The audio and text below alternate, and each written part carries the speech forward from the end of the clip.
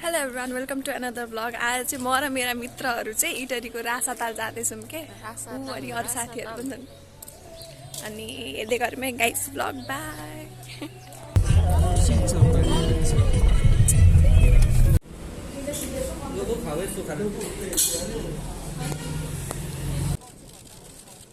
ल गाइस खाजासाजा खाएर हल्का बिचमा चाहिँ अफ रोड भन्दा नि अफ बाटो छ क्या यहाँनिर चाहिँ। अनि मेन चोकमा ओर्लिएर अनि सिटीमा चाहिँ आधी घन्टा जति लाग्दो रहेछ यहाँ आइपुग्न। अनि बल्ल आइपुग्यौँ है। शङ्कर बेली पनि भन्दो रहेछ, यता चाहिँ शङ्कर बेली अनि उता अर्कोतिर चाहिँ रासाताल भन्ने रहेछ क्या। अनि अब यता घुमिसकेर अनि फेरि बाहिर निस्केर अनि सिटीकै अङ्कलले लगिदिनुहुन्छ।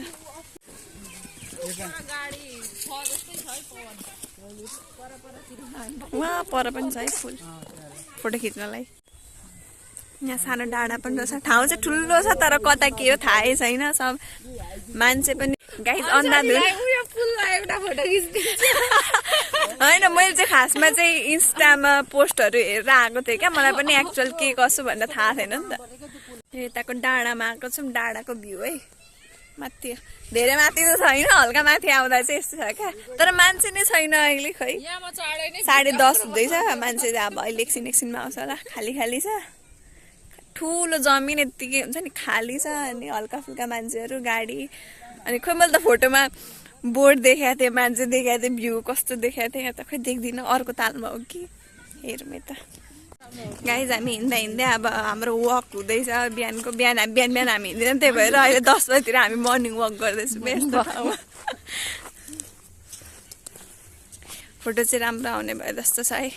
राम्रो आयो भने पोस्ट गर्छ, पोस्ट गरिनँ भने सम्झिनु कि मेरो फोटो राम्रो आएन गाइज। हामी आधी घन्टा भयो होला फोटो खिचेको, तर पोस्ट सब सेम छ क्या, ठाउँ पनि एउटै। अझै 2टा ताल भिजिट गर्नु छ। अनि हाम्रो सकि नै रहेको छैन, अझै त पुलमा पनि खिच्ने भनिरहेको छौँ क्या फोटो। जस्ट फोटो खिच्न आए जस्तो भइसक्यो, तर एक्सपिरियन्स हो जे भए पनि। गाईले टोपी बिर्सेछ, कुद्दै जान्छ हेर लिन। फेरि रिपिट भएन, टोपी भेट्यो यसले। हामी कलेज डेजमा हुँदाखेरि टिकटक बनाउँदाखेरि कस्तो बिल्ला गर्थ्यो क्या हाम्रो साथले। अनि अहिले चाहिँ पछाडि टिकटक बनाइरहेको छ क्या। म यसरी स्लो मोमा हिँड्दै आउँछु अनि मेरो यसरी भिडियो बनाइदियो भने यस्तो हुन्छ क्या, यस्तो दिन पनि आउँदो रहेछ अरूलाई जिस्काउने। अनि अब आज चाहिँ स्लो मोमा मेरो भिडियो बनाइदेऊ न रे। हेर यसको चर्ती कला। बिहानै आउटफिट अफ द डे बनाऊँ भनेको हतार भयो क्या। यहाँ पनि मजाले आएन होला, जुत्ता देखेर धेरै पर जानुपर्ने रहेछ। त्यही गाइज एक त मैले कहीँ स्ट्यान्ड भेटिरहेको छुइनँ क्या, यहाँ फोन राख्नलाई भिडियो बनाउनलाई।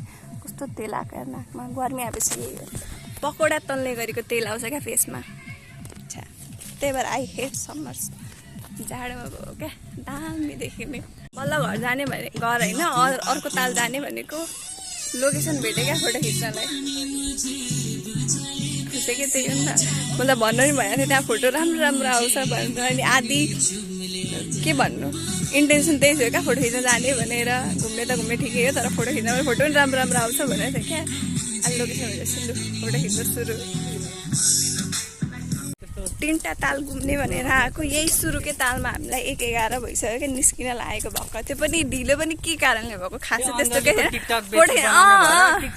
थोरै बनाऊ भन्छ हामी लाग्दैन उसलाई, त्यही भएर हो क्या। भरे प्रुफ थाहा हुन्छ, पोस्ट गरेपछि थाहा हुन्छ कसले के धेरै बनायो भनेर। रासाताल आइसक्यो गाइस, यहाँ चाहिँ अलि छ है भ्यूहरू। बोटिङ गर्ने पनि रहेछ, तर धेरै ग्रुपमा मात्र लानु हुँदो रहेछ क्या, थोरै त्यस्तो छैन। जम्मा 2टा बोट छ, त्यो पनि 2टा छ। यहाँ चाहिँ अलिक मान्छेको चहल पहल पनि छ। अनि हामी खाना बस्छौँ गाइस। मलाई गर्मी धेरै भइसक्यो। कोक स्पोन्सर चाहिँ होइन, चिया सकिसक्यो ए तातो पानी। गाइज हामी रासातालदेखि प्रेमताल आइसक्यौँ, तर डिफ्रेन्स चाहिँ खासै रहेन क्या। सुरुको तालमा चाहिँ हामीले धेरै टाइम स्पेन्ड गऱ्यौँ, त्यहाँ चाहिँ पुरै सन्नाटा, कोही केही थिएन होइन। सेकेन्डमा चाहिँ अलिअलि मान्छे थिए, ताल पनि ठुलो रहेछ, एकै ठाउँमा बोटिङ थियो गर्नको लागि। अनि खाने ठिकै थियो। थर्डमा चाहिँ ओभर क्राउडेड क्या, ओभर क्राउडेड। अनि फिसिङ गर्ने खाने ओर्ने रहेछ।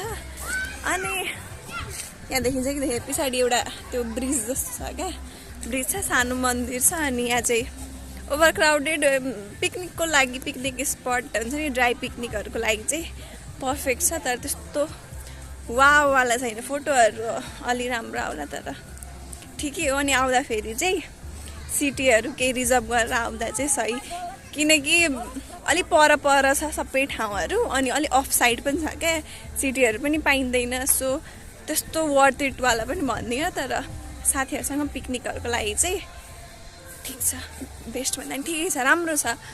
त्यस्तो पपुलर पनि भइहालेको छैन क्या यो ठाउँ।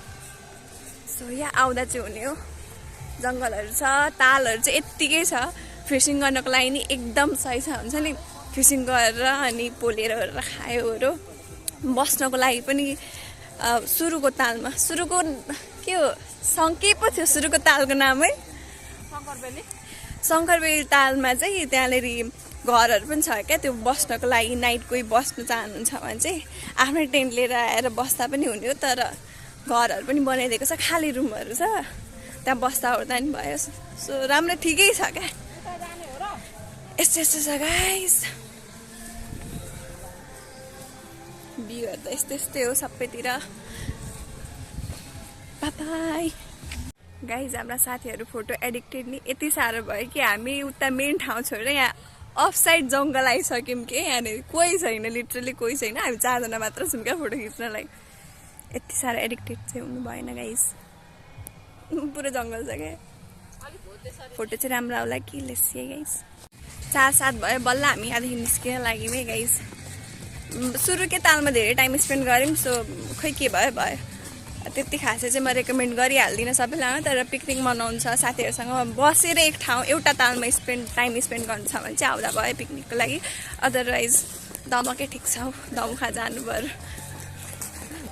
म त त्यही हो, जे हो त्यही हो भन्ने नि, अब किन खाली फोकट। म त पोस्ट हेरेर आएको थिएँ नि त, हुन त उसले जसको पोस्ट हेरेर आएको थियो उसले पनि भनेको थियो कि ड्राई पिकनिकको लागि ठिक छ भनेर। तर अब यता त यति साह्रो हुन्छ भनेर पिकनिकको लागि वर्थ इट, अदरवाइज घरमै बस्नु गाइज।